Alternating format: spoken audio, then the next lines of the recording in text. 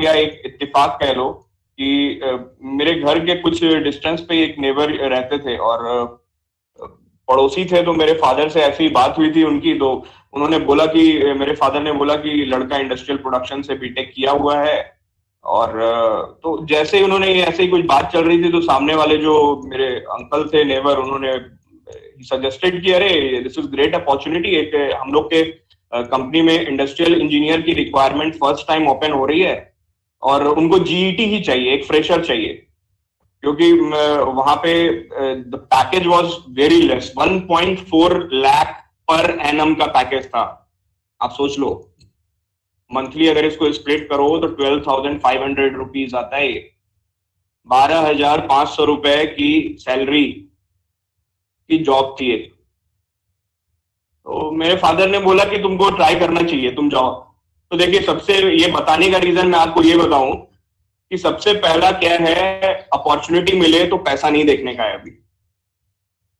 First thing ये याद करिए, ये मैं सबसे बॉटम लाइन पे बात कर रहा हूं कि अगर आपको कहीं पे भी अपॉर्चुनिटी मिल रही है तो आप पहले वहां पे घुस जाओ, ट्रेनिंग दो, ये इंटरव्यू क्रैक करो और वहां पे घुस जाओ। और उसके बाद अगर आपको डिपार्टमेंट स्विच करना है, वहां से स्विच करो। आपको कंपनी स्विच करना है, आप वहां से स्विच करो। द फर्स्ट इंपॉर्टेंट थिंग कि आपको ये फ्रेशर का टैग हटाना पड़ेगा, और ये बहुत डिफिकल्ट चीज है, मैं आपको बता रहा हूं। हम लोग भी जब फाइनल ईयर में थे तो हम लोग भी सीनियर्स को फेसबुक पे और लिंक्डइन पे भेजते थे कि sir I am in final year, आप मुझे जानते नहीं होगे, मैं ये इस ब्रांच से हूं, मैं ये हूं, वो हूं।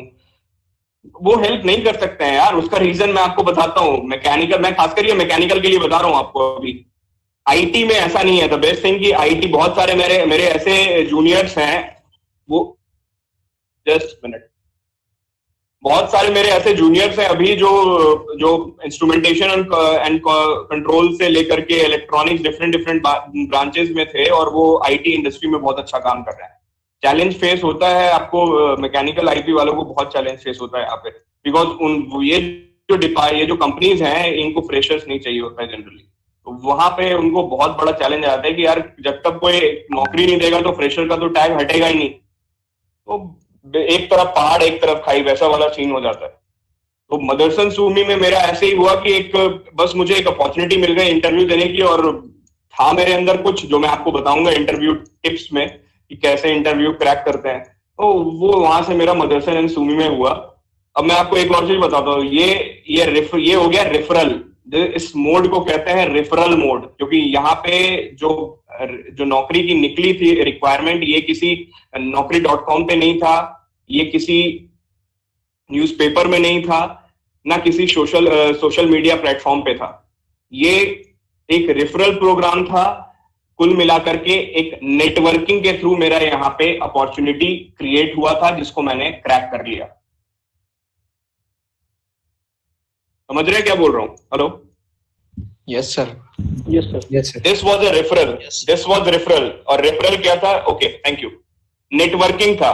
तो आपको कहीं ना कहीं दिमाग खोल करके रखना पड़ेगा, क्योंकि कोविड का सिचुएशन ऐसा है कि अभी आपको मैं आगे बताऊंगा कि बहुत आने वाले समय में अभी बहुत कंपनियों ने रिक्रूटमेंट बंद कर दिया है, बहुत सारी कंपनियों ने लोगों को निकाल दिए हैं, बहुत सारी कंपनियों ने लोगों को बेंच पे बैठा दिया है, बहुत सारे कॉन्ट्रैक्चुअल्स जो लोग थे उनको हटा दिया है। Even in Tata Motors, Tata group जो है बहुत इथनिसिटी और बहुत मतलब वैसी जानी जाती है कि डाउन टू अर्थ कंपनी है, बहुत सोशली बहुत कुछ करती है, सोशल रिस्पॉन्सिबिलिटीज इसके बहुत सारे हैं, सीएसआर एक्टिविटीज करती है। तो वो सब कुछ अपने जगह पे सही है, बट बिजनेस करने के लिए आपको प्रॉफिट जरूरी है। आप अगर केवल, ये कंपनी और एनजीओ में डिफरेंस होता है, तो सबको कंपनी चलाना है, प्रॉफिट देखना है। तो अगर ऐसा कोविड सिचुएशन आया है तो आपको भी समझना पड़ेगा कि ये सिचुएशन सही नहीं है। और जैसा आईआरटी में चलता आ रहा था पहले, सिचुएशन पहले भी सही नहीं थी, अब बद से बदतर हो गई है। This is the ugly truth. और इसमें दिक्कत क्या, मैं आपको बताता हूँ। मैकेनिकल और आईटी की तरफ से आपका एक्सपेक्टेशन होगा कि अरे सर, ये तो इतने इतने जगह पे काम किए हुए हैं, ये तो मुझे मेरा रिज्यूम लगा करके मुझे मेरा इंटरव्यू करवा सकते हैं। प्रॉब्लम क्या आती है, जब इंटरव्यू के लिए रिक्वायरमेंट रेज होती है जॉब डिस्क्रिप्शन तो उसमें लिख देता है कि experience 2 to 3 year, 4 to 5 year. तो वहां पे फिर मैं कैसे सपोर्ट करूं आपको, ये एक प्रॉब्लम है। I will give you solution. मैं आपको प्रॉब्लम्स बता रहा हूं, मार्केट का जो सच्चाई है। I am just talking about mechanical and IT, automobile sector और ये सारी जो चीजें हैं उसमें बता रहा हूं। तो वहां बहुत दिक्कत है। कहीं ना कहीं अगर आप आईटी में जाते हो तो बहुत सारे ऐसे पूल कैंपस होते रहते हैं, तो कहीं ना कहीं अपॉर्चुनिटीज निकलती जाती है। मेरा खुद का अपना छोटा भाई आप ही लोग से 2-3 साल सीनियर होगा, अभी टीसीएस में 2 साल पहले प्लेस्ड हुआ है, वो टीसीएस कोलकाता में। तो कहीं ना कहीं मैं उससे भी पूछता रहता हूँ कि क्या कैसे क्या चल रहा है वहां पे। तो आईटी में भी इम्पैक्ट पड़ा है, बट उतना इम्पैक्ट नहीं पड़ा है टीसीएस में जितना टाटा मोटर्स में पड़ा है, जितना हम जैसे प्रोडक्ट की कंपनीज में पड़ा है। तो एक रेफरल मैं यही कहूंगा कि एक जो मदरसन सुमी जो आप देख रहे हो, इससे एक चीज ये है, अभी मैं प्राइवेट पे बात कर रहा हूँ, गवर्नमेंट पे भी जाऊंगा तो उस पे आप धीरे धीरे आते हैं। सबसे इंपॉर्टेंट चीज ये है कि आपको नेटवर्किंग बढ़ाना पड़ेगा, आपको अड़ोस पड़ोस के जितने अंकल हैं सबको देखना पड़ेगा। This is one of the way, note करते जाइए आप लोग। बहुत सारी चीजें मैं आपको बताऊंगा। पहला चीज आपको मैं बता रहा हूँ, इस समय नौकरी चाहिए तो अपने अगल बगल के जितने नेटवर्किंग है उनको छान मारो आप, यू स्कैन देम कि कौन मेरे जो कंपनी रिलेटेड कंपनीज में काम कर रहे हैं। अगर कॉन्ट्रैक्चुअल है, परमानेंट भी नहीं है, सैलरी दे रहा है, कम दे रहा है, कुछ भी दे रहा है, आपको इस समय सबसे इंपॉर्टेंट रिक्वायरमेंट है फ्रेशर का टैग हटाने का। This is I am talking about for final years. Second third year के पास माइट भी उस समय आते आते 2 सालों में, उसके बारे में भी बात करूंगा कि बहुत सारी कंपनीज चाइना से उठ करके इंडिया कोरिया में आएगी बिकॉज ऑफ यहाँ की मैन पावर, जो लेबर कॉस्ट है वो कम है इधर। तो they are switching to our country, तो दैट उसको स्टेब्लिश होने में भी टाइम लगेगा। तो मान के चलिए कि जो मैं आपको बता रहा हूं this is the only solution अभी के हिसाब से मैं आपको बता रहा हूं, जो प्राइवेट में जॉब करना चाह रहे हैं। प्राइवेट में इस समय जीरो एक्सपीरियंस को लेकर के उसको ट्रेनिंग देके नर्चर करके उसके बाद 6-7 महीने के बाद उनसे आउटपुट लेने वाला अभी कंपनी का सिस्टम नहीं चल रहा है। मदरसन सुमी के बाद जब मैं गया, उसके लिए आपको मैं बताता हूं, वहां से मैं आपको हेल्प कर पाऊंगा। जब आपने फ्रेशर कहीं पे एक्सपीरियंस ले लिया, अच्छा उसकी भी श्योरिटी नहीं है, but I can help you. At least मैं आप कभी मुझे फ्यूचर में, मुझे या मेरे जो भी फ्रेंड्स है कुछ काम कर रहे हैं जिनको मैं जानता हूं, तो I can pass the resume. और वो क्योंकि आपका जब एक्सपीरियंस हो जाएगा तो वहां पे आपको एक एज मिलेगा, एटलीस्ट आपको इंटरव्यू में आपकी रिज्यूम सेलेक्ट होगी। होता कैसे मैं आपको समझाता हूँ। मदरसन में था, उसके बाद Naukri.com से मुझे कॉल आई।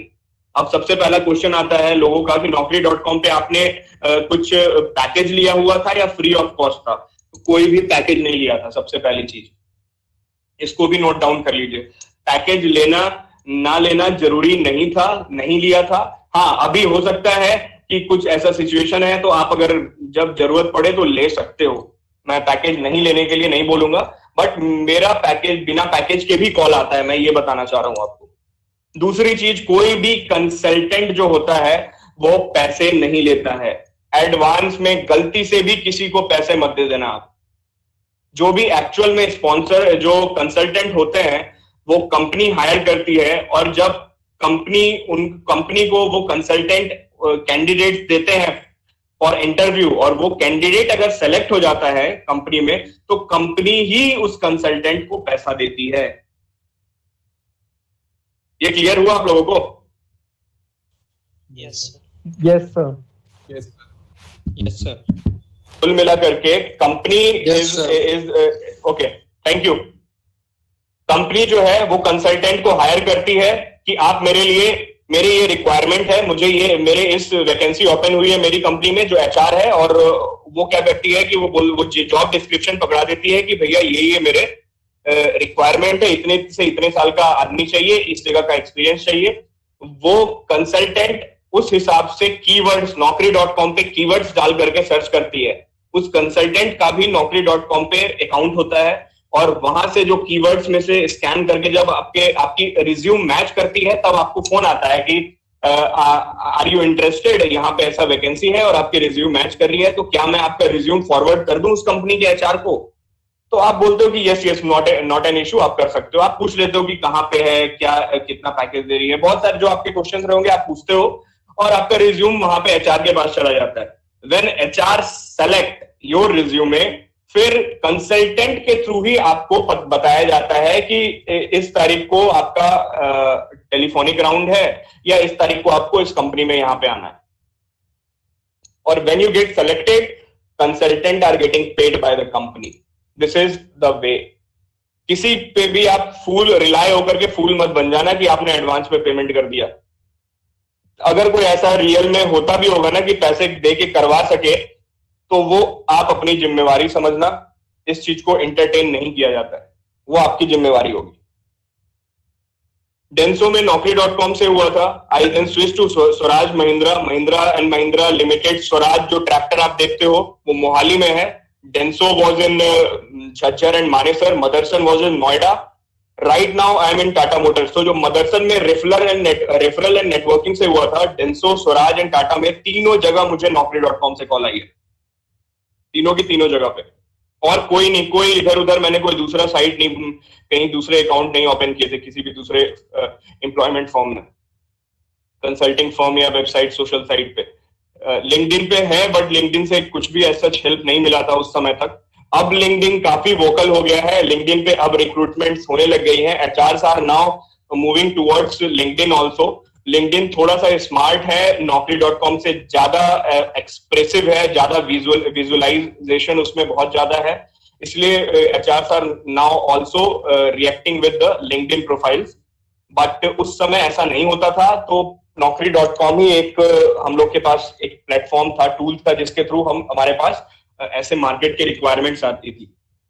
एक चीज मैं आपको बताना चाहूंगा, मेरे पास इतने रिक्वायरमेंट क्यों आ गए, उसका सबसे इंपॉर्टेंट रीजन है कि मेरा ब्रांच था इंडस्ट्रियल एंड प्रोडक्शन इंजीनियरिंग। मैं आप लोगों से किसी भी एक या दो आदमी से बस जानना चाहूंगा कि व्हाट इज, कोई बता सकता है कि व्हाट इज इंडस्ट्रियल इंजीनियरिंग?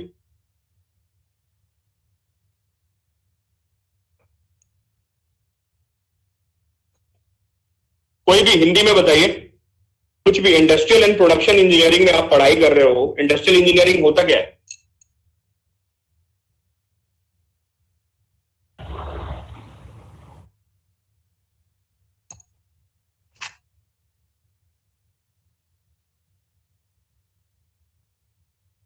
कुछ भी आ रहा है तो बताइए, कुछ भी आ रहा है दिमाग में तो बताइए, नॉट एन इशू।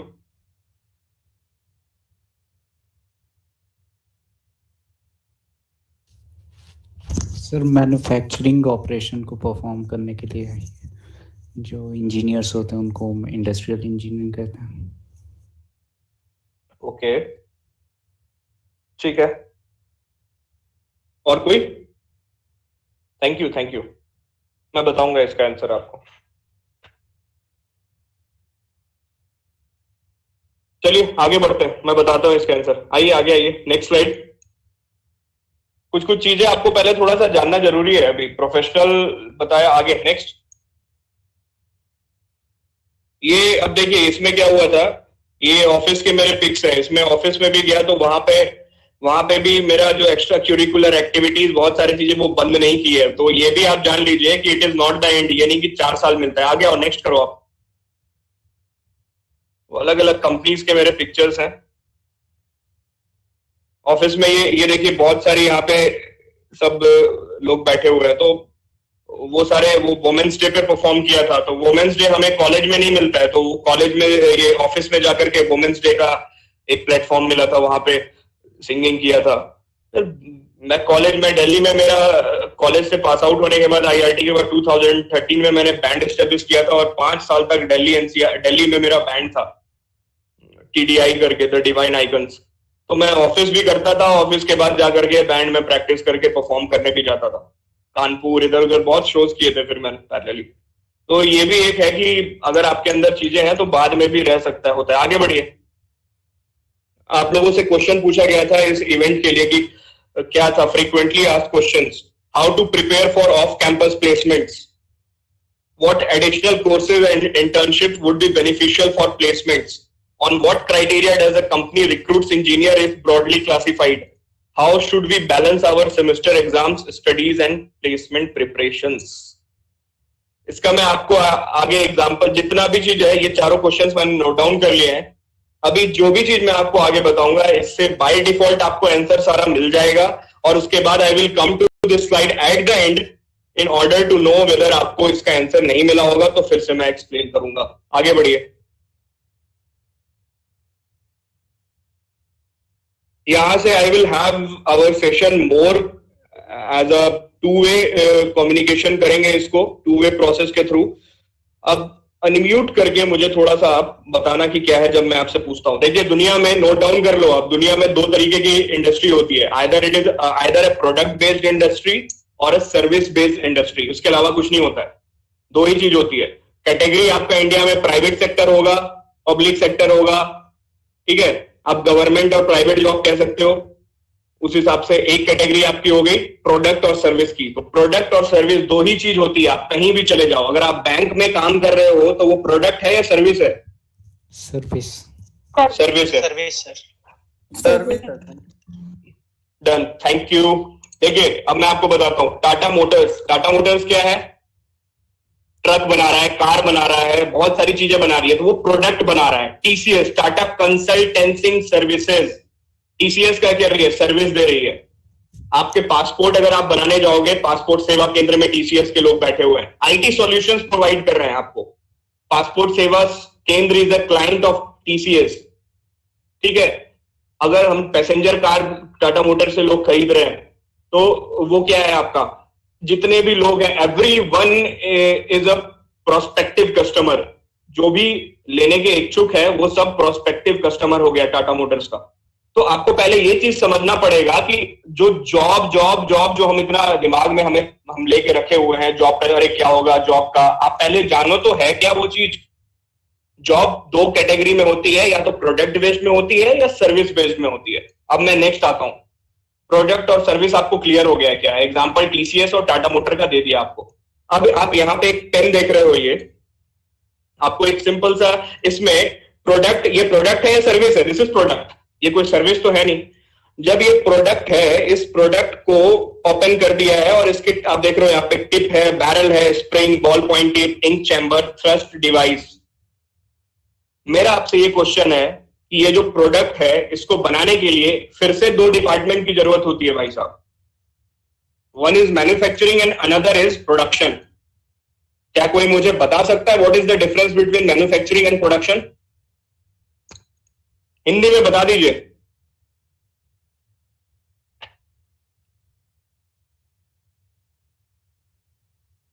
मैन्युफैक्चरिंग और प्रोडक्शन में कुछ डिफरेंस होता है या नहीं होता है? पहले तो ये बताइए।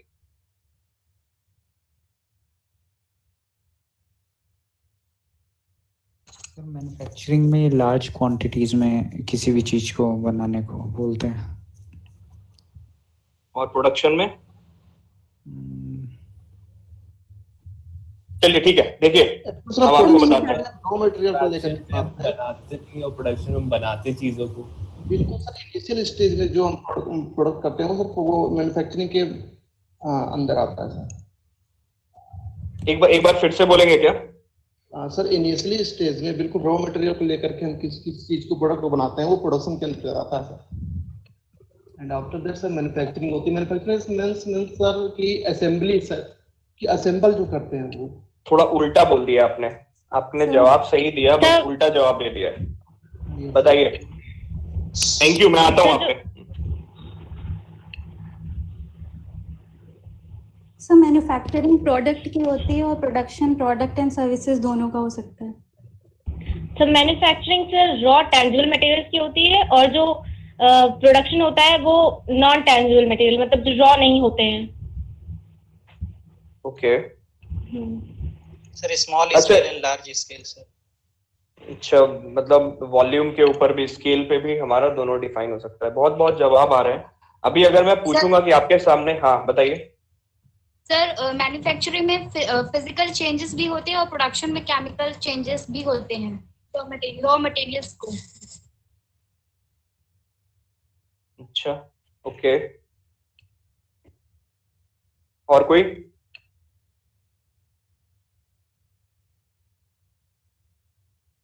देखिए आपको सिंपल सा जवाब देता हूँ, पता चल जाएगा। आपके सामने ये पेन रखा हुआ है, ये जब पेन बना है तो इससे पहले ये अलग अलग पार्ट भी तो बने होंगे, क्यों? अलग से स्प्रिंग बना होगा, टिप अलग से बनाया गया होगा, बैरल अलग से बनाया गया होगा, हुआ होगा ना? Yes sir. जब आप किसी ये अगर आपको कोई ये टिप पकड़ा दे हाथ में, बोले कि भाई इसका दाम 5 रुपए है, क्या आप उसको खरीदोगे क्या? नो क्यों नहीं खरीदोगे? क्योंकि सर इसका कोई काम ही नहीं है एक्चुअली। हमारे पास जो रिक्वायरमेंट होगी, रिक्वायरमेंट ये टिप्स में क्या करें, कुछ नहीं कर पाएंगे। कुछ नहीं कर पाएंगे। इट मीन्स कि that tip is not valuable for the customer. आप क्या हो? कस्टमर हो। बस इस चीज को समझना। और ये मैं केवल ये CS वालों भी समझ लेना, आप ये केवल IP या मैकेनिकल के लिए नहीं बता रहा हूं। अब क्या है कि कुल मिलाकर के जिन्होंने अभी बात किया मेरे से, उन्होंने बोला कि टिप का तो हमको कोई यूज ही नहीं है, हमें तो पेन चाहिए लिखने के लिए। माई रिक्वायरमेंट, माई नीड इज कि मुझे लिखना है, लिखने के लिए पेन चाहिए, मेरा रिक्वायरमेंट। तो रिक्वायरमेंट से क्या क्रिएट होता है भाई साहब? रिक्वायरमेंट से क्रिएट होता है डिमांड। तो एक चीज याद रखना, आपने किसी ने एक क्वेश्चन भी पूछा था कि इंजीनियर्स को क्यों, what is the criteria for selecting the engineer. सबसे पहला चीज है कि अगर उस ऑर्गेनाइजेशन में रिक्वायरमेंट होगी तो डिमांड क्रिएट होगा। अब रिक्वायरमेंट कैसे होगी उस पर भी हम आएंगे बाद में। तो जिस तरीके से अगर आपका कुल मिला के कुछ भी ट्रांजैक्शंस होता है, अगर कोई भी बिजनेस चलता है तो बिना ट्रांजैक्शन के चल ही नहीं सकता है। कस्टमर को आपने माल दिया, कस्टमर से आपको पैसा मिलता है। तो जो भी प्रोडक्ट या सर्विस कस्टमर परचेज करता है कंपनी से, तो उसकी कुछ रिक्वायरमेंट फुलफिल हो रही होती है, इजंट इट? अगर उस प्रोडक्ट या उस सर्विस से उस कस्टमर की रिक्वायरमेंट फुलफिल नहीं होती है तो कस्टमर डिससेटिस्फाई हो जाता है। अभी ये जैसे टिप है, इसका कोई यूज नहीं है। क्या ये जो टिप बनाया गया है, इसको दो चीज से जोड़ के बनाया गया है या इसको बस सीधे किसी एक ढांचे में तैयार कर दिया गया है? ये बताइए पहले। सर ये केवल ढांचे में तैयार किया गया, एक सिंगल मोल्ड, एक सिंगल मोल्डिंग की गई है। मैन्युफैक्चरिंग क्या होता है? Manufacturing is a set of activities और प्रोसेसेस जिसमें इनपुट को प्रोसेस करके आउटपुट में कन्वर्ट किया जाता है, और वो आउटपुट वैल्यूएबल हो भी सकता है और नहीं भी हो सकता है। खत्म। फॉर एग्जाम्पल ये स्प्रिंग का कोई वैल्यू नहीं है। अब समझ में आ रहा है मैन्युफैक्चरिंग क्या होता है? Manufacturing is a set of operation जिसमें बहुत सारी चीजें जो होती हैं, इनपुट आपके क्या होंगे? ये सर्विस के लिए भी TC जो भी IT वाले हैं वो भी देख लो। इनपुट होता है, इनपुट है आपका 5 M's, you can note it down. Man power, method, money, material, machine, ये 5 चीजें होती हैं। हो सकता है इस 5 में से TCS वालों के लिए केवल 2 चीज यूज होता हो। तो व्हाट इज द एम कि जो हमारे रिसोर्सेज हैं, दीज आर द 5 M's इसको बोलते हैं। आप गूगल पे डालोगे ना तो you will get the answer, आप नोट डाउन कर लो। 5 M resources, man, material, method, money and measurement. तो डिफरेंट आपको मिल जाएगा। कहीं पे मेजरमेंट बोलते हैं, कहीं मैनेजमेंट बोलते हैं, कहीं मनी बोलते हैं। तो ये चीज है आपका। तो इनपुट को कन्वर्ट किया जाता है प्रोसेस के थ्रू आउटपुट में, और वो आउटपुट आपका वैल्यू, क्या बोलते हैं कि वैल्यू क्रिएट भी हो सकता है या एडिशन भी हो सकता है। तो यहां पे एक वर्ड आया वैल्यू या तो क्रिएट होती है या ऐड होती है। अभी क्या है, जो आपने टिप बनाया, ये टिप जो है ये पेन में लगने के लिए जरूरी है, तो आपने वैल्यू एडिशन किया है बट वैल्यू क्रिएट नहीं कर दिया है। वैल्यू क्रिएट तब होगा जब कोई इसको खरीदेगा। अगर ये वैल्यूएबल तब होता है जब उसकी रिक्वायरमेंट होती है। अभी as such this is not useful for anyone. तो इसी को मैन्युफैक्चरिंग कहते हैं। अब मैं प्रोडक्शन पे आता हूं जल्दी से। What is production? प्रोडक्शन क्या होता है? Assembling of all the raw materials एक प्रोसेस के थ्रू, जिससे कि वैल्यू क्रिएट होता है, for which the customer is paying you. This is assembly. इसका एग्जांपल एक और देता हूं। टाटा स्टील में आपके स्टील रॉ मटेरियल जो आयरन ओर है उससे प्रोसेस होकर के आपके शीट्स निकलती है, उसमें क्या कुछ पार्ट जुड़ रहे हैं, क्या असेंबली नहीं हो रहा है वहां पे? इसीलिए क्या बोलते हैं? Steel manufacturing plant. कभी आपने नहीं सुना स्टील प्रोडक्शन, ऐसे नहीं बोलेंगे। वो यूनिट प्रोड्यूस कर रही है वो अलग बात है, बट वो क्या है? स्टील मैन्युफैक्चरिंग प्लांट है। जब कार में असेंबली हो रहा होता है लाइन पे, असेंबली लाइन पे जब दरवाजे अलग से आके लग रहे होते हैं, हेडलाइट्स, टायर्स, शीट्स, बहुत सारी चीजें लग रही होती हैं पार्ट में, स्टीयरिंग व्हील, जितने भी पार्ट है, कंपोनेंट्स लग रहे हैं, असेंबल हो रहे हैं, that is a process of assembly. इसीलिए उसको असेंबली लाइन बोला जाता है। तो वो प्रोडक्शन लाइन होता है. So this is the difference between, तो आपका कुल मिला के दुनिया में दो इंडस्ट्री होता है, एक प्रोडक्ट बेस्ड और एक सर्विस बेस्ड. जब मैं प्रोडक्ट बेस्ड की बात कर रहा हूं तो या तो मैन्युफैक्चरिंग होगा या फिर प्रोडक्शन होगा. अब मैं सर्विस में आता हूं. सर्विस में क्या होता है, एक बार जो आपका प्रोडक्ट, आपने बाइक खरीद लिया, बाइक की सर्विसिंग कराने जाते हो क्या? जाते हो ना? Yes sir. Yes sir. घर में आपके इलेक्ट्रॉनिक्स गुड्स है, जो टीवी, फ्रिज, वॉशिंग मशीन है, इस इंडस्ट्री को क्या बोलते हैं ये भी नोट डाउन कर लो. इसको बोलते हैं white goods industries. White goods industries बोला जाता है. जैसे एक एफएमसीजी होता है, फास्ट मूविंग कंज्यूमर गुड्स, जो आपके जो कंज्यूम होने वाले डेली के आते हैं चीजें. आप टूथपेस्ट यूज कर रहे हो, सोप यूज कर रहे हो, ये सब क्या है, एफएमसीजी प्रोडक्ट्स हैं. पतंजलि के आइटम्स यूज हो रहे हैं, ये सब एफएमसीजी में आता है. तो ये बहुत सारे जो वो उसको एक एफएमसीजी हो गया, एक व्हाइट गुड्स इंडस्ट्रीज हो गया.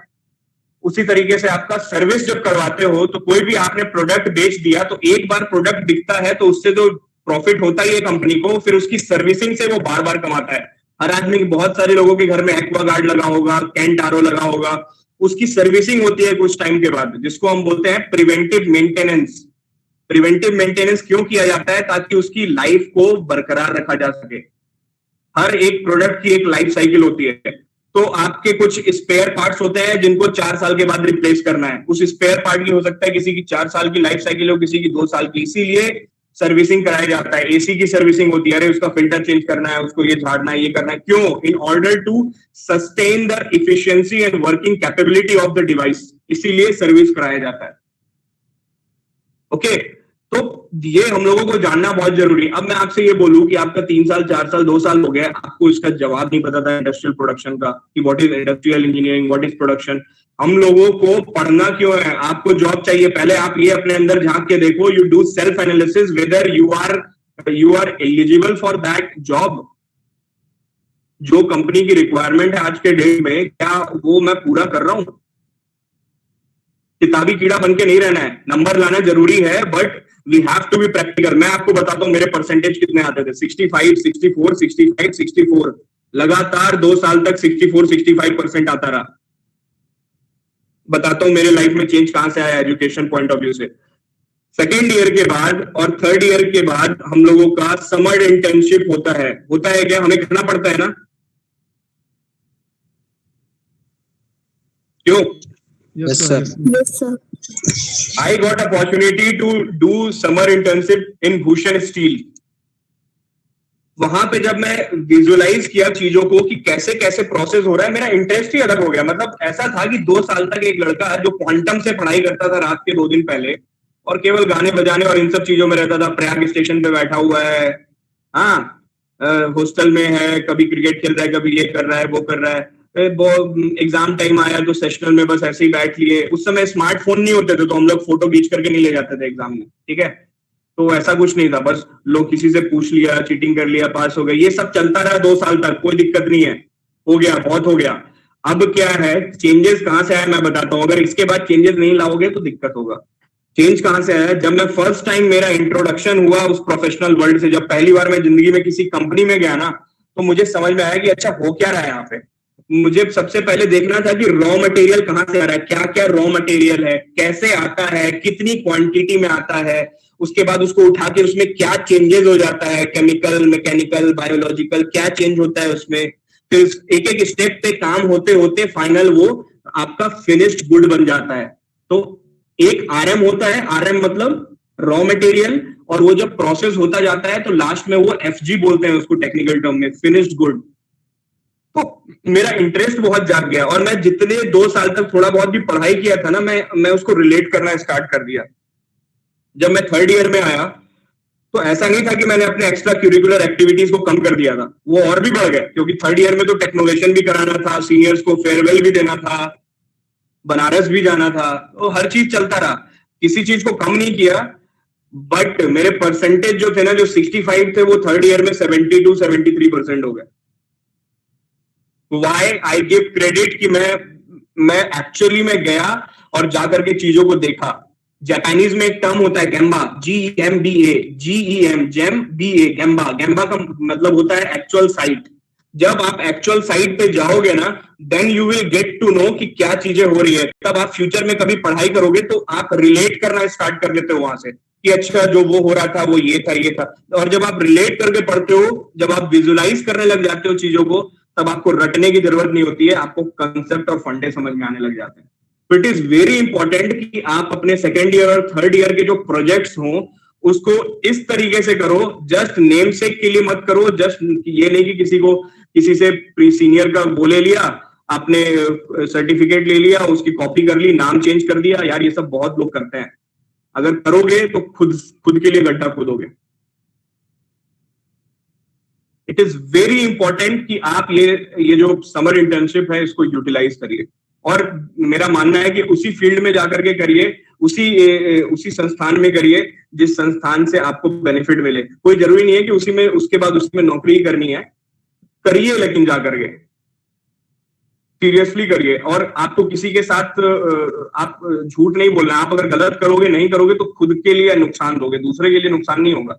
और वो आपको शायद उस समय पता नहीं चलेगा। हम लोग भी पढ़े हुए हैं यार, तुम्हारा एक ही कॉलेज से हैं, तो हमें भी पता है किस किस तरीके की भांति किस्म के हर तरीके के लोग हैं। तो मैं यही उनको बताना चाहूंगा कि जो लोग के मन में ये है कि अरे उसका छाप लेंगे, उधर से ये कर लेंगे, ना करो, ऐसा ना करो। मैं यही कहना है आप लोगों से। चलिए आगे बढ़िए।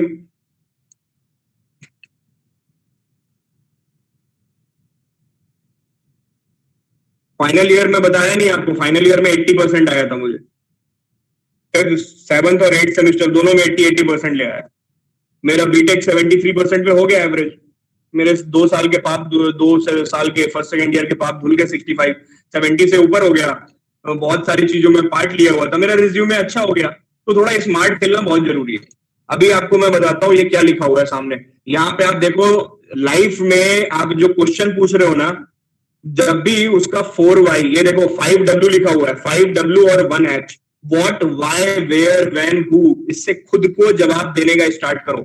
हमेशा याद रखना कि आपको कभी भी कुछ दिक्कत हो रही है लाइफ में ना, हम लोग टाटा मोटर में है, आई एम इंडस्ट्रियल इंजीनियर, सो हम लोग को कभी भी कुछ भी मतलब कुछ प्रॉब्लम आता है ऐसा ना, तो हम लोग को एक टूल दिया गया है जिसको हम कहते हैं वाई एनालिसिस। वाई एनालिसिस का मतलब होता है कि कोई भी प्रॉब्लम आया है उसका रूट कॉज कैसे निकलेगा, तो क्वेश्चन करो। और कहा जाता है कि अगर 5 बार आपने वाई का जवाब दे दिया तो विद इन 5 वाई में आपको आपका सॉल्यूशन मिल जाएगा। फॉर एग्जाम्पल आपने एक इंटरव्यू दी, आपका हुआ नहीं। तुम्हारा इंटरव्यू में क्यों नहीं हुआ? पहला सवाल, पहला क्यों, फर्स्ट वाई, आपको जवाब दोगे। उस जवाब पे उसको वाई में बना दो, वाई, फिर वाई, वाई, वाई। जब आप कहा जाता है कि दुनिया में 5 वाई में ही मैक्सिमम आपको 5 बार क्यों करना पड़ेगा अपने आप से, you will get the answer. आपको दूसरे मेरे जैसे किसी लोग की जरूरत नहीं पड़ेगी, आपको आपका प्रॉब्लम का सॉल्यूशन 5 वाई में मिल जाएगा। This is a scientific term, this is called 5 why और वाई एनालिसिस। गूगल पे सर्च कर लेना आप। ओके, यहां पे आपको दिया हुआ है the 6 step cycle of kaizen. What is kaizen? Kaizen is a Japanese term. Kaizen का मतलब क्या होता है? हम लोग यहाँ क्या कर रहे हैं, काइजन इवेंट कर रहे हैं। काइजन इज अ जापानी टर्म जो 2 संधि विच्छेद 2 शब्दों से बना है, काई प्लस जेन। काई का मतलब होता है चेंज एंड जेन मतलब होता है गुड, चेंज फॉर गुड या चेंज फॉर बेटरमेंट। तो हम कुछ भी ऐसा कर रहे हैं, एक चेंज आ रहा है जिससे कि कुछ इंप्रूवमेंट हो रहा है, तो उसको काइजन बोलते हैं। तो हम लोग मैं टाटा मोटर में काइजन डिपार्टमेंट में ही हूँ। And kaizen it is a generic term. Again बोलूंगा, आप कहीं भी हो सकता है, आईटी इंडस्ट्री में भी ये काइजन सुनने को मिल जाए, और आप गूगल पे इसको सर्च कर सकते हो। You can take a screenshot and you can search इसके बारे में, यूट्यूब पे भी जान सकते हो काइजन होता क्या है।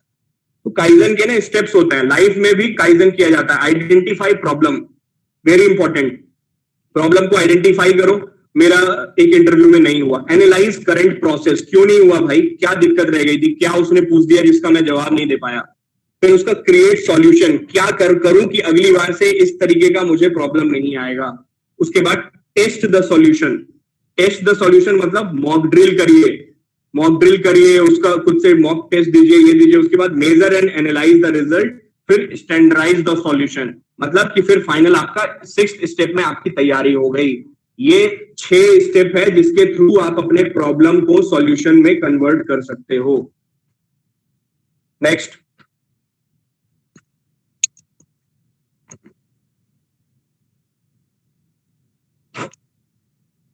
हम लोग बात करते हैं स्मार्ट एम्प्लॉय होता क्या है? स्मार्ट पता है? स्मार्ट वो होता है जो स्मार्ट जिसके गोल होते हैं, जिसके स्मार्ट तरीका होता है काम करने का, पढ़ने का तरीका जिसका स्मार्ट होगा। मैं स्मार्ट क्यों था पता है? मैं दिन भर मतलब पूरे महीने पढ़ाई नहीं करता था और लास्ट टाइम पे जाकर के क्या करता था, जिसने पढ़ाई कर लिया उसके पास चला जाता था बैठ करके और वो मुझे पढ़ा देता था और मैं पढ़ लेता था। मुझे पता था कि मैं कर लूंगा, इसीलिए मैं ज्यादा टाइम इधर उधर करता था। बहुत सारे लोग देखिए, मेरे बहुत सारे जवाबों का हर आदमी पे इम्पैक्ट नहीं पड़ेगा। कोई जरूरी नहीं है कि मेरे जो मूल मंत्रास हैं वो सबके लाइफ पे इम्पैक्ट करेंगे, बट कुछ ना कुछ आपको वैल्यूएबल मिलेगा। स्मार्ट का फुल फॉर्म होता है, एस का मतलब होता है स्पेसिफिक। मैं आपके सेमेस्टर एग्जाम से ही ले रहा हूँ। किसी ने एक पहला क्वेश्चन किया था कि सेमेस्टर की तैयारी कैसे करूं और प्रोफेशनल ये जो आपके इंटरव्यूज हैं ये सब की तैयारी कैसे करूं मैं। तो आपको पहले स्पेसिफिक होना पड़ेगा। स्पेसिफिक कौन बंद करेगा? आपको खुद से होना पड़ेगा। I have to be specific about my goals. मुझे कितना नंबर लेके आना है? क्या मुझे 85-90% लाना है क्या सेमेस्टर में? नहीं लाना है। मुझे एक 70-80%, 70-80 लेकर के आना है। बहुत लोग बोलेंगे कि 90 का सोचोगे तब 80 आएगा, कोई दिक्कत नहीं है। आपको आपकी पता है कि इफिशियंसी कितनी है। इफ यू थिंक कि मैं जितने का पढ़ाई करता हूं उसमें आएगा तो मैं अच्छा कर लेता हूं, तो उस हिसाब से हर आदमी अपना सेल्फ जज बने और you set your target very very specific. अब मैं आपको इसके आगे बताता हूं। जॉब जो है, जॉब जो सिलेक्शन है, आपको 2 से 3 प्लान बना के चलना पड़ेगा। आपको एक plan A, plan B, plan C, generally 2 plan में काम हो जाता है। कोविड का सिचुएशन है इसलिए 3 प्लान बना के चलना पड़ेगा आपको। आप मान के चलो कि अगर आप आईटी इंडस्ट्री में हो, आप बहुत सारे ये जो आप सीनियर से जो आईटीज में बात करोगे तो आपको पता चलेगा कि ये लैंग्वेज कर लो, अभी मार्केट में ये नया चल रहा है, वो मैं नहीं जानता हूँ, वो आपको करना है। आप अगर सीएस आईटी में हो, इलेक्ट्रॉनिक्स में हो, जिसमें आपको अगर आईटी सेक्टर में जाकर के काम करना है, सॉफ्टवेयर डेवलपर बनना है, आपको कुछ लैंग्वेज का नॉलेज दे करके उसमें अच्छा करना है, तो वेबसाइट डिजाइन डेवलपर, बहुत सारी चीजें होती हैं, क्वालिटी के भी लोग होते हैं। तो आपको क्या करना है कि आप जाके देखो कि इस लिंक्डइन पे और इधर उधर सर्च करो, सीनियर से नेटवर्किंग से पता करो कि इन सब फील्ड में कौन कौन काम कर रहे हैं। आपके जो लायक काम है वो किस किस इंडस्ट्रीज में होती है, नेट पे सर्च करो, सर्फिंग करो आप, और उसके बाद आपको पता चलेगा कि अच्छा इस कंपनीज में हो रहा है। इस कंपनी के जब आप वेबसाइट पे जाओगे तो कैरियर मिलेगा, कैरियर पे जाकर के आप देखोगे कि कैसे कैसे क्या क्या हो रहा है। तो आपको कहीं ना कहीं एक चेकशीट बनानी पड़ेगी और आपको लिखना पड़ेगा प्लान ए, मुझे प्राइवेट जॉब करनी है। मतलब private job in the sense कि तुरंत जॉब मिला तुरंत, क्योंकि आपको गवर्नमेंट जॉब के लिए प्रिपरेशन करना पड़ता है। तो आपके पास अगर अभी जॉब नहीं रहेगा तो प्रिपरेशन तो करना ही पड़ेगा। समझ रहे हो क्या बोल रहा हूं? अगर आपकी जॉब नहीं लगी तो बाय डिफॉल्ट आपको प्लान बी में जाना ही पड़ेगा। मुझे तैयारी करनी पड़ेगी। किस चीज की तैयारी करनी पड़ेगी? मुझे गेट निकालना है, मुझे आईएएस निकालना है, मुझे आईएएस निकालना है, मुझे बैंक पीओ की तैयारी करनी है, एसएससी करना है। उसके बाद बहुत सारे जो आपके होते हैं सरकारी, जो भी जितनी सारी जॉब्स होती हैं, हर किसी को इंस्पेक्टर का जॉब निकालना है, कुछ करना है, तो हर का एक अलग अलग बन जाता है। और फिर क्या होता है, आपकी बीटेक की डिग्री मात्र एक ग्रेजुएशन टाइप से रह जाती है कि इट इज हाँ कि भैया आप ग्रेजुएट हो। तो कोई दिक्कत नहीं है। आज के डेट में एक इंजीनियर सब कुछ कर लेता है, तो कुछ शर्माने की जरूरत नहीं है कि अरे यार घर वाले क्या बोलेंगे कि इंजीनियरिंग कर लिया उसके बाद ये करने जा रहा है। कोई दिक्कत नहीं है, क्योंकि अभी ऐसा सिचुएशन है कि आपको कहीं ना कहीं जल्दी से जल्दी एब्जॉर्ब होना है, और ऐसी जगह पे भी नहीं होना है कि जहां पे आपका मन ना लगे। तो आपको यही है कि plan A, plan B, plan C करके पहले अपने टारगेट्स को स्पेसिफिक करने पड़ेंगे कि मुझे अभी इतना चीज करना है, अगर ये नहीं हुआ तो पहले मैं तो ये कर ही रहा हूं। अपने टाइम को वेस्ट नहीं करना है। जितने टाइम पढ़ाई करोगे, मैं ये नहीं बोल रहा हूँ कि 10 घंटा 12 घंटा पढ़ाई करो, लेकिन यार 2-3 घंटा ना सीरियसली अपने लिए देना, बस यही बोलूंगा। उसके बाद मजे करो, पार्टी और पढ़ाई दोनों करो, कोई दिक्कत नहीं है, लेकिन जब पढ़ाई कर रहे हो तो फिर पढ़ाई करो भाई।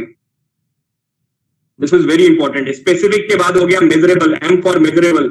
आई हैव टू बी मेजरेबल, कि मैंने जो स्पेसिफिक जो टारगेट सेट किए हैं वो मेजरेबल फॉर्म में होने चाहिए। मतलब कि मेरे को ये 6 चीज कंप्लीट करना है इतनी तारीख तक, तो मैंने कितना कंप्लीट कर लिया। टारगेट वर्सेस एक्चुअल अगर रहेगा तभी आप इफिशिएंट हो सकते हो, अदरवाइज आप कभी टारगेट अचीव नहीं कर पाओगे। तो जो आपने स्पेसिफिक गोल सेट किए हैं, उस गोल को मेजर करने के लिए you have to be measurable. आपको फिगर्स में, नंबर्स में सेट करना पड़ेगा कि अरे ये 6 चैप्टर है, मैं 1 से लेके 5 तारीख तक ये चैप्टर 1, चैप्टर 2, चैप्टर 3 प्लान करके चलो। इसलिए मैंने यहाँ राइट साइड में आप ये देखो, ये क्या लिखा हुआ है, this is cycle, plan, do, check, act. कैसा लगा ये? बहुत अच्छा है सर। पीडीए को डेमिंग साइकिल बोलते हैं, डेमिंग साइकिल। पीडीसीए का मतलब क्या होता है? Plan, identify your problem. पहले प्लान करिए, फिर उसको करिए, उसके बाद चेक करिए कि जो मैंने प्लान किया था वो एक्चुअल में कोई गैप तो नहीं रह जा रहा है। मैंने 1 तारीख से लेकर के, आज कितना तारीख है? आज हमारा हो गया 4 तारीख। अगर 5 तारीख से लेकर के 15 तारीख तक मुझे 2 चैप्टर कंप्लीट करना है, तो मैं 15 तारीख को चेक करूंगा कि मेरा 2 चैप्टर करना था, कितना हुआ या नहीं हुआ। दूसरा तरीका क्या है? आप 10 तारीख को चेक करोगे मेरे का 1 करना था, वो हुआ कि नहीं हुआ। 15 को नहीं चेक करना है, आप 10 को ही क्यों चेक करोगे? डेली बेसिस पे इसलिए चेक करोगे क्योंकि एक दिन में आप अगर डिले करते जाओगे तो आपके गैप्स बढ़ते जाएंगे और आप कभी टारगेट मीट नहीं कर पाओगे। तो this measurable is basically a review system, जिसमें आपको खुद को एनालाइज करना है किस बेसिस पे जो आपने स्पेसिफिक टारगेट लाइफ में सेट किए हैं। भाई साहब, अगर दिन में रूटीन बना करके लाइफ जीना स्टार्ट कर दोगे ना, बहुत मजा आएगा, I am telling you. Third is attainable. ऐसा टारगेट नहीं सेट करना है कि जो आपको अचीव ही नहीं कर पाओ, अटेन ही नहीं कर पाओ। ठीक है, एक ऐसा टारगेट सेट कर लिया, मुझे 2 महीने में आईएएस निकालना है। Is this possible? It is not possible until and unless आपने प्रीवियसली कुछ तैयारी नहीं कर रहे हो। तो your target should be smart, specific, measurable, attainable. कोई म्यूट पे नहीं है, म्यूट कर लीजिए। Ahmad, thank you. रिलेवेंट का क्या मतलब है कि आपके जो टारगेट है दिस शुड बी रिलेवेंट, मतलब आपके स्ट्रीम से मैच करने चाहिए। आपको आज के डेट में आप इंजीनियरिंग की पढ़ाई कर रहे हो तो आप जाकर के कोई दूसरे किसी चीज का तो एग्जाम नहीं दोगे ना, तो it should be linked with your career prospect, relevant होना चाहिए। And the fifth is time bound. Time bound इसीलिए मैंने बोला कि 1 से 5 से 15 तारीख का एक फिक्स कर लिया, 5 day I have to complete 1 unit. तो टाइम बाउंड रहना बहुत जरूरी है, क्योंकि टारगेट एक तो स्पेसिफिक हो, मेजरेबल हो, अटेनेबल हो, रिलेवेंट हो और टाइम बाउंड हो। जब ये 5 चीज होगी ना आपके अंदर में, और ये सब चीजों का वर्ड यूज करोगे इंटरव्यू में, एक स्मार्ट आदमी क्या हो रहा है पता है? एक स्मार्ट आदमी तुम्ही लोगों में से वो होगा जो ये सब वर्ड्स को ना यूज कर लेगा और कभी जिंदगी में इंटरव्यू में बैठेगा ना तो यूज कर लेगा कि sir I usually follow the approach of PDCA. अब आईटी वाला बंदा बोलेगा यार ये पीडीसीए क्या है? Sir plan, do, check, act. बोलेगा वेरी गुड यार, सही है भाई। तो कहीं ना कहीं आपको देखना है कि किस चीज को कहां पे बैठाया जा सकता है। द फर्स्ट, मेरे में डिफरेंस पता है क्या है बाकी लोगों में? मैं जिंदगी में बहुत अपॉर्चुनिस्ट रहा हूं और अपॉर्चुनिस्ट होना बहुत जरूरी है। अगर जिंदगी में आपको एक्सेल करना है, you have to be opportunist. दूसरों के ऊपर पैर रख के आगे नहीं बढ़ना है कभी, लेकिन अगर कंपटीशन क्रिएट हो रहा है किसी प्लेटफॉर्म पे तो आगे आइए, जवाब दीजिए। बहुत सारे लोग हैं, 200, 100, 150 लोग ज्वाइन किए होंगे, 100 लोग हैं, उसमें से 2, 3, 4 लोग बोल रहे हैं। कोई जरूरी नहीं है, हर लोग नहीं बोल सकता, हर आदमी बहुत इंट्रोवर्ट होते हैं, बहुत एक्सट्रोवर्ट होते हैं, बट लाइफ में कभी भी अपॉर्चुनिटी मिलेगी ना तो अपॉर्चुनिस्ट बन के उसको ग्रास्प जरूर करना। और ये याद रखना कि जो सामने वाला इंटरव्यू लेने आया है ना, वो आप ही की तरह 7, 8, 10 साल पहले एक स्टूडेंट था, आप ही के जगह से निकल के आया है।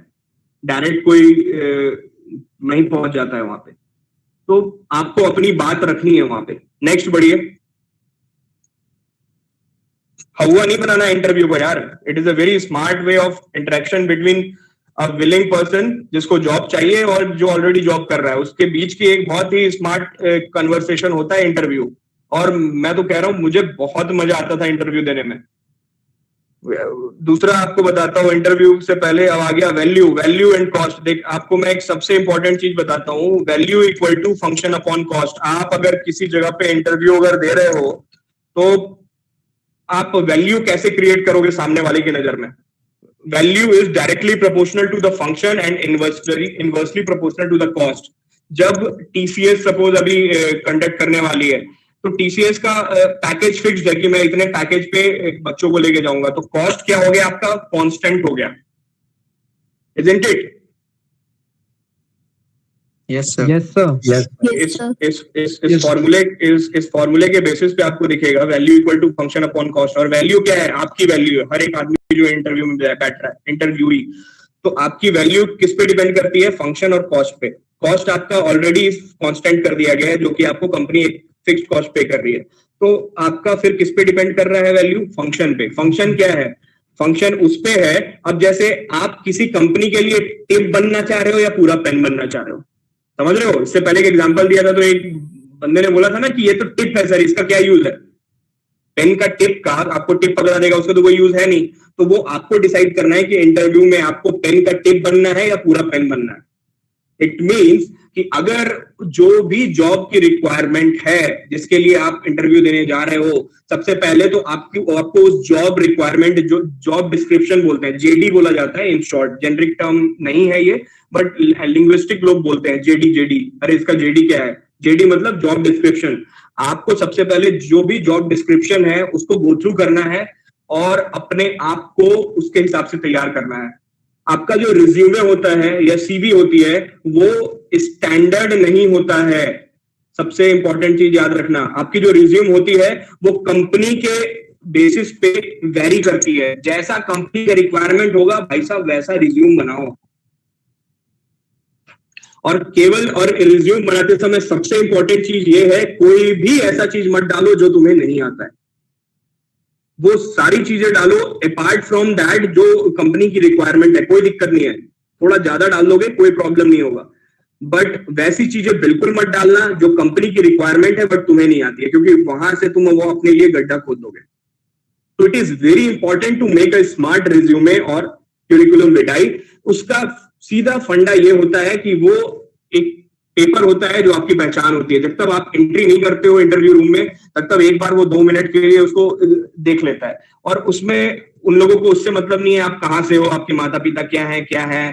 परसेंटेज 1 मिनट के लिए देखते हैं, अच्छा ठीक है, ओके तेज लग रहा है, 78% है, ठीक है। उसके बाद वो क्या देखते हैं, आपके क्या प्रोग्रेस है, स्किल्स क्या है आपकी।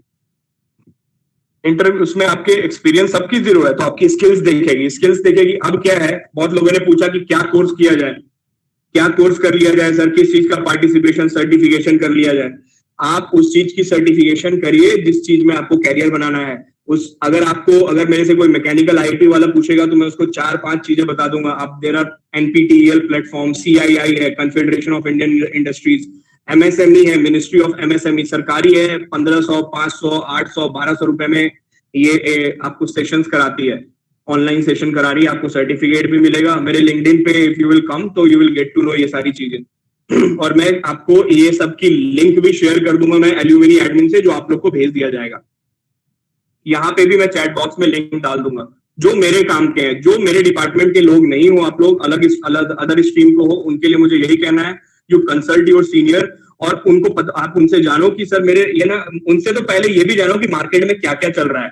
यूट्यूब पे जाकर के एनालिसिस करो कि इस तरीके की जॉब में ये काम करना पड़ता है, क्योंकि आपको जो प्रोफेशन चूज करोगे ना, आपको ऑलमोस्ट जिंदगी भर आदमी उसी प्रोफेशन में काम करता है। तो मेक श्योर कि आपका मंडे से फ्राइडे या मंडे से सैटरडे का जो दिन है ना वो अच्छा बीते। I am telling you, industrial and production में 2 डिपार्टमेंट होता है, प्रोडक्शन अलग होता है, इंडस्ट्रियल अलग होता है। प्रोडक्शन की लाइफ डिफिकल्ट है as compare to industrial. Production में लोगों को शिफ्ट में नौकरी करनी पड़ती है, इंडस्ट्रियल में जनरली लोग 9 से 5 की नौकरी करते हैं। शिफ्ट का मतलब सुबह 6 बजे जाना पड़ेगा, 6 बजे के लिए आपको 4:30-5 बजे उठना पड़ेगा। मैं हॉस्टल का आदमी था, मुझसे नहीं उठा जाता था सुबह, मैं उठ ही नहीं सकता हूं सुबह में। तो आपको ये जानना पड़ेगा कि आपकी पर्सनालिटी ट्रेट के हिसाब से किस टाइप की मार्केट में जॉब है, किस जॉब में I can perform very well. It is just not a one day thing कि आपने इंटरव्यू निकाल लिया, अरे फिर तो लाइफ आसान है, फिर तो एनजीओ नहीं खोल के रखा है ना बाबा कि तुमको बैठ करके आके खिलाएंगे वो लोग कि अरे आपका इंटरव्यू क्रैक हो गया, आप लोग आइए, आपके मंथ के एंड में सैलरी चली जाएगी। वहां जाके काम करना पड़ता है। तो इट इज वेरी इंपॉर्टेंट कि आप जिस भी लोग जाते हैं बैंक पीओ की तैयारी करने, बैंक पीओ करेंगे, अरे भाई साहब सुबह से शाम बैठ करके दूसरे आदमी का नोट गिनना, अलग से अलग प्रजाति के लोग आते हैं उनको टैकल करना, कर पाओगे? ये कोई नहीं सोचता यार। बस उन दिमाग में अरे बैंक पीओ निकालेंगे क्योंकि एफटी अच्छा है, इंग्लिश अच्छा है, हाँ बैंक पीओ निकल जाएगा मेरा। आप स्मार्ट उसको कहते हैं कि उसके बाद आप जाकर के देखो कि उससे मेरी लाइफ में क्या चेंज आ जाएगा। कुछ ऐसे जॉब होते हैं जो आपके अर्बन एरिया में होंगे, कुछ जॉब रूरल एरिया में होंगे। आपको ये भी देखना है क्या मैं रूरल एरिया में रह पाऊंगा, क्या मैं अर्बन एरिया में रह पाऊंगा। आपको जॉब का लोकेशन बहुत मैटर करता है, किस तरीके की पे स्केल होगी, जॉब में कितना वर्कलोड रहेगा, तो वर्क लाइफ बैलेंस कैसा रहेगा, तो बहुत सारी चीजें मैटर करती हैं। कुछ चीजें अभी आपको समझ में नहीं आएंगी, वो बाद में आएंगी, क्योंकि अभी आप लोग अभी एक तरीके से क्या कहूं मैं, हम लोग अभी जब जिस प्लेटफॉर्म पे रहते हैं सेकंड थर्ड फाइनल ईयर में, हम लोग को भूख रहती है जॉब लग जाए बस किसी तरीके से, बाद में तो देख लेंगे। तो ठीक है, that is also good, but आपको कहीं ना कहीं जो plan A, plan B, plan C बनाना है, उसमें मेरे इन बातों को याद रखना आप लोग कि मुझे किस फील्ड को चूज करना है। मेरी पर्सनालिटी ट्रेट उससे मैच करनी चाहिए, क्योंकि काम करने में जब मजा आएगा ना तो आपके आउटपुट में वो झलकता है। देन आप लोग बन जाओगे smart employ for the organisation. ठीक है? Yes sir. Yes sir. Now अब जब आप बहुत सारे ऐसे जब आप बहुत सारे ऐसे फंक्शनैलिटीज करके इंटरव्यू में प्रेजेंट करोगे ना, तब उनको लगेगा कि ये वैल्यूएबल बंदा है, इसने तो बहुत सारे कोर्स किए हुए हैं, इट मींस कि मुझे मिनिमम इसको असिस्टेंस प्रोवाइड करना पड़ेगा और ये रिजल्ट दे देगा। अभी मैं आपको एक चीज बताता हूँ, एक सिंपल, अगर आपको कोई कंपनी लेके जाती है तो थोड़े टाइम के लिए आपको ट्रेनिंग दिलवाती है, आपको बेंच पे बैठाती है, फिर आपको थोड़ा देखने के लिए बोलती है, ऑब्जर्व करो, और किसी सीनियर के साथ लगा दिया, फिर आपको धीरे से एक प्रोजेक्ट में एंट्री मिल जाता है। यही होता है जनरली। और मैकेनिकल में बहुत कम समय मिलता है। मैकेनिकल में क्या होता है कि आपको 6-7 दिन के लिए, 10 दिन के लिए लाइन पे डाल दिया, फिर आपको बोलते हैं कि ऐसा छोटा छोटा करके आपको काम देते जाते हैं।